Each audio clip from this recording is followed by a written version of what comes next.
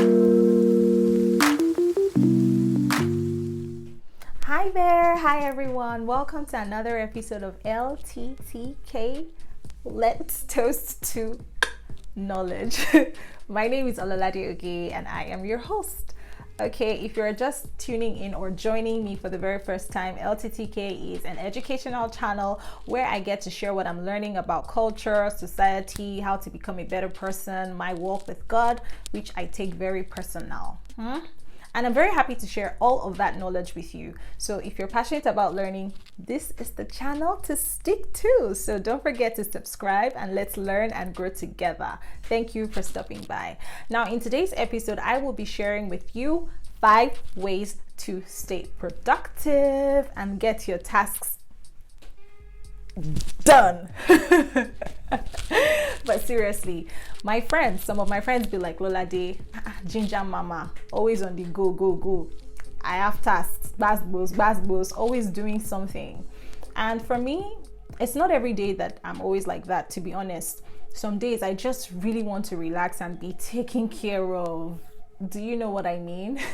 But if anything, I like to get things done, and these are 5 of the ways that I do that. So if you struggle with being productive or achieving key deliverables, I think that you should stick to this channel and let's learn together so I can show you how I do mine. Now, to start with, sometimes do you always feel like 24 hours have come and gone and you're like, where did the time go? As in, how was I able to not do anything and time has just come and gone like that? Personally, I feel that way sometimes. And by the way, I have a little secret to share with you. Don't tell anybody. Sleeping is my favorite hobby. My friends and family already know that I like to sleep, and I sleep for 8 hours a day. And that's when I'm at, like, that's my magic sleep. I sleep 8 hours and I'm very good. I am so pumped up. So imagine me taking 8 hours of sleep out of 24 hours. It means I have 16 hours to be active and get things done, which is why for me it's very important that I know what I'm doing, so that at least when I've done all the work, I can rest. The way Jesus rested after all the work. Not Jesus, God, but Jesus is, God. Anyway, that's not the point. But I'm saying that I like to make sure that my 16 hours was well used. I want to first off point out to you that you should know what kind of person you are and when you have your highest energies. Like, when are you most active? For me, I'm a morning person, so I sleep in the night, wake up in the morning, and I'm so pumped, and I get my tasks done early morning to like afternoon 2 p.m. thereabout. That's when I am really very active and I can do the most creative tasks. So you need to find out that kind of thing about you. You need to find out how you get tasks done. When are you mentally stimulated? When is the highest time, or when is the highlight of your brain, when everything is entering basbos. Keeping that in mind, here are the 5 ways that I stay productive. Number 1, writing my to-dos in my weekly planner. Now let me show you my weekly planner. This lovely, beautiful book is so precious to me, and here is how it is for me. The night before I go to bed, is that correct? Anyway, before I go to bed, I write down all the things that I have to do the next day. And this is very important for me. Like, I can literally sit for 10 to 20 minutes really planning my next day activities, so I don't wake up clueless. It's very important for you to write down what you need to do the next day, so that you have a clear sense of purpose. You know that tomorrow by so time, this is what I need to do, this is where I need to be, this is what I need to get done, and all of that. So I highly recommend keeping a weekly to-do planner. If you don't even have something like this where it shows all the the dates and everything, you can get just a small book and you write to-dos, write the dates, and then write everything. That moves me to my second point, which is pretty much putting down timelines for every of those activities that you've written down. For example, you write all the things that you need to do on so day. Which one is to be accomplished by when?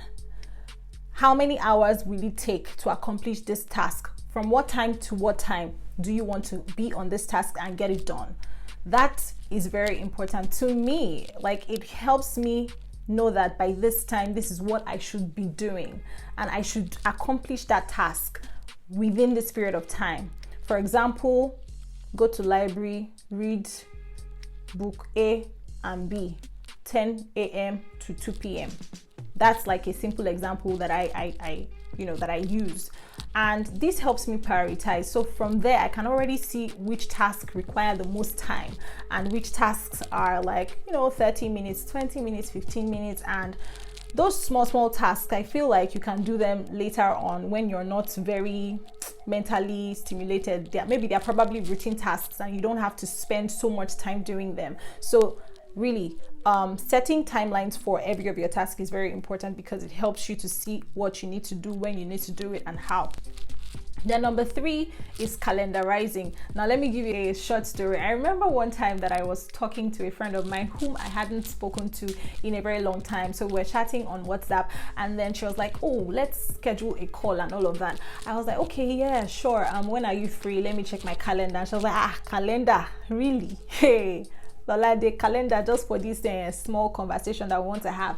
But for me, it was very important because I needed to check if I had scheduled something or made another commitment. And I feel like people don't really utilize calendars.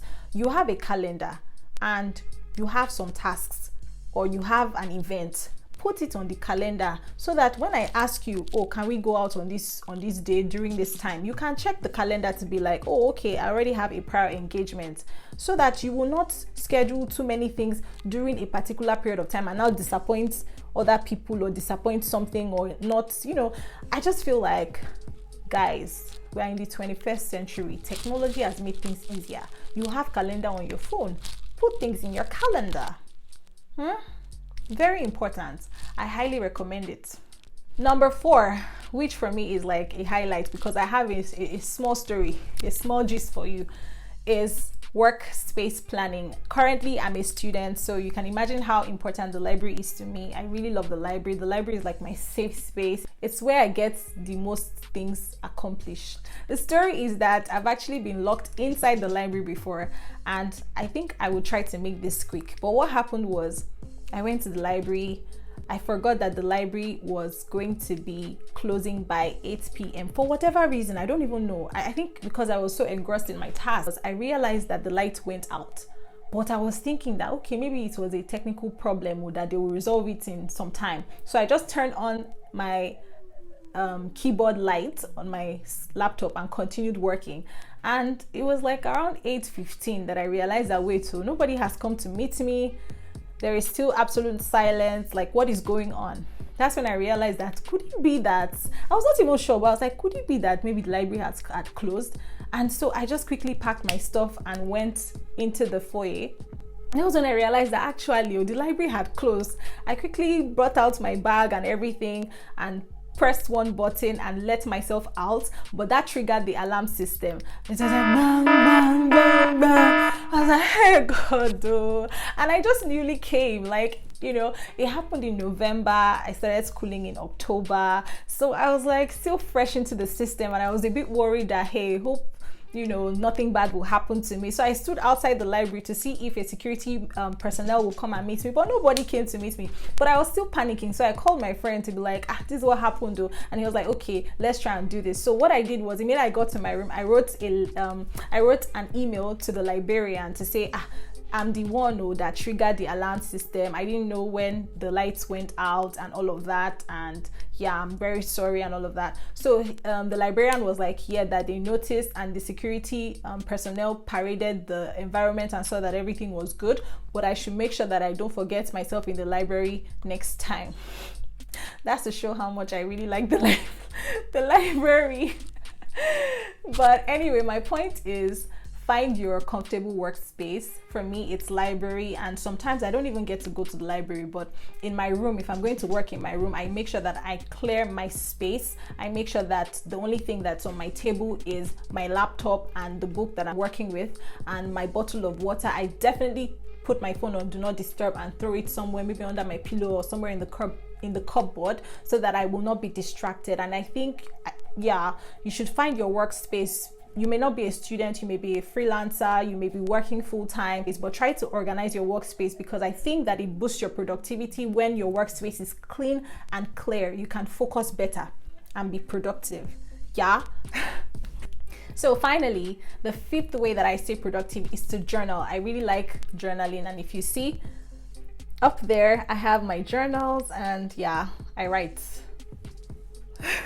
I write how my day had gone, and you know what I was able to accomplish, what I look forward to the next day, and that just helps me to unlock my creativity. Because when I'm journaling, I can already, like, it's a visualization thing. I'm visualizing how my day went and I'm writing things down, and that makes me know that, okay, can I do this thing in this other way tomorrow, and you know, help make it better, or you know, like, basically the long story made short is that for me, journaling is very important because it helps unlock your creativity. It helps you to visualize things, and then you can already even look back later on and see and read what happened to you when, and you know, what challenges you faced and how you were able to overcome it.